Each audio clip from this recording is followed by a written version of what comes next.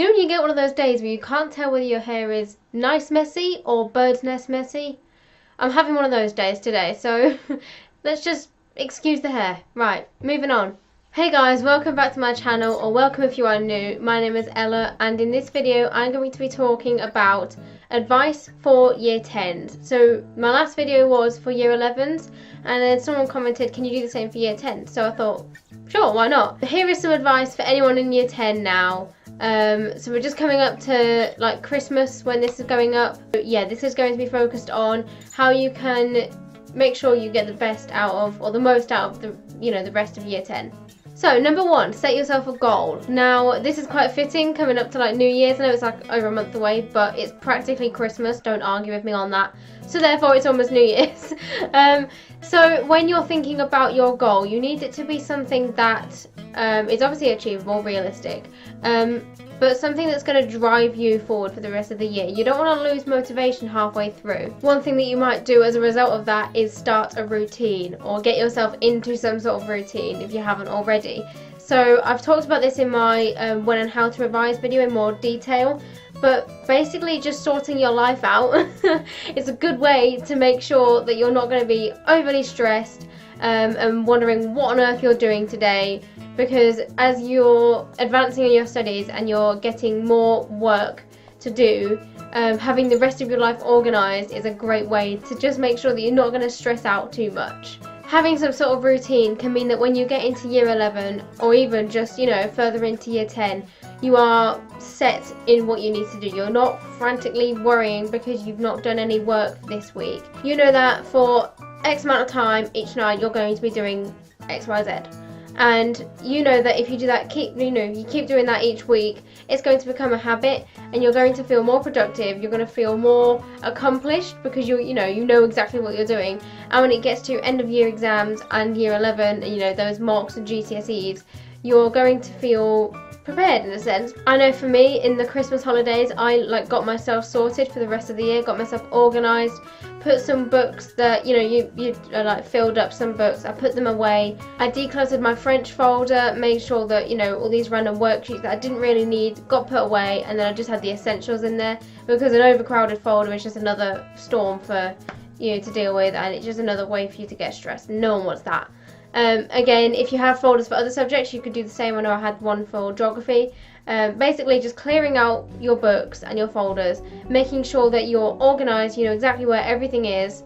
I put wallets in my geography folder because we had a lot of loose sheets, or I hole punched them just to get them nice and neat, and it just looks nicer and feels nicer when you come back to start learning from them. Okay, one thing that I noticed when I went into year 10 was the difference in content.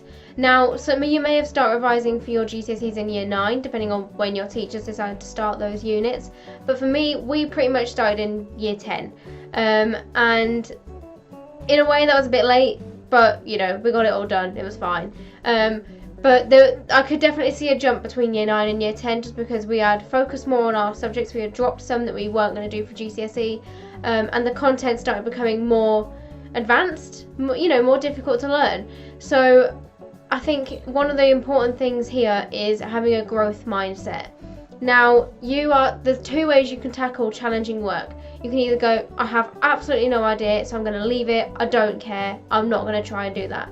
Or you can be, okay, it's a challenge, what do I know, what can I do, who can I ask, how can I get to the solution? Having that growth mindset means that you're more likely to overcome all the challenges that you're going to face in year 10 and then throughout year 11 and further on. But it's also going to mean that you're not going to get yourself so worked up about such small things.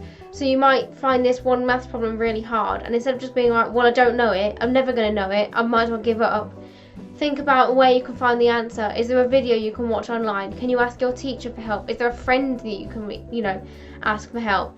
Is there, I don't know, some other questions that you can do to lead you up to that one? Think about other things that you can do to help yourself, and that will also make you become more independent, which is great when it comes to revising, because you're not going to need to be told, revise this, do this, at this certain time every single week. You can do, right, what works for me is this, this, this, and I'm going to make sure that I do it. No one else is accountable for you, you are. Another tip I have for you is avoid the drama as much as you can. I know there are, these squabbles at school where you need to get involved because your group of friends is going against this other group of friends, and it's like the only thing that you're focused on is that particular piece of drama. But realise that Year 10 is a very important year. You're setting the foundations for your GCSEs, or even learning the more complex stuff for GCSEs if you started earlier. So getting distracted by drama really isn't going to help you. And it's also no good for anyone's mindset. You're just going to become more stressed out because you're worrying about this particular, thing, and you're not worrying about schoolwork. Hello, what do you want? Archie doesn't like this ring light that I've got because the cable runs along the floor. He will not go past it. It's quite funny. He's just lying there looking at the cable. What? Oh, look at that. He's looking straight at the lamp. What is it? What is it? Hello.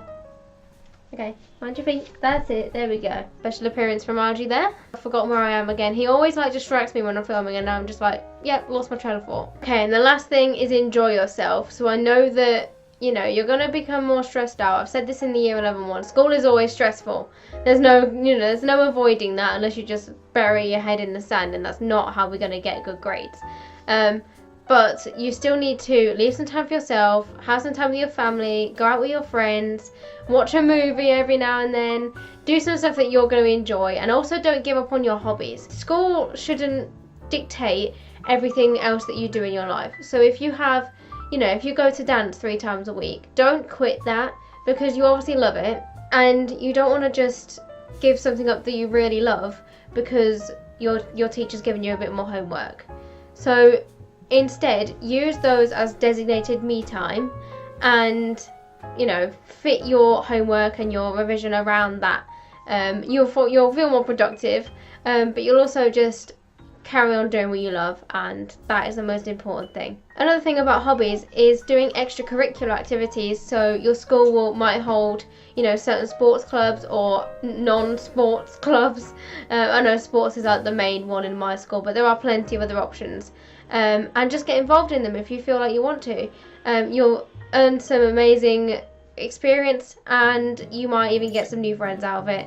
And it could be something that ends up on your CV and gets you into uni, a job, an apprenticeship, whatever you want to do. So yeah, extracurricular is always important. But, don't think that just because you're in Year 10, suddenly that's shut off to you. So, there's my advice for Year 10. Now, I hope that you enjoyed this video. If there's any more things that you think I missed out, then please leave them in the comments and I'll happily answer them. If you'd like to, please hit subscribe. It would mean so much to me, and I will see you on, I don't even know when it's coming out, Wednesday or Saturday, so I'll see you in the next video. Bye!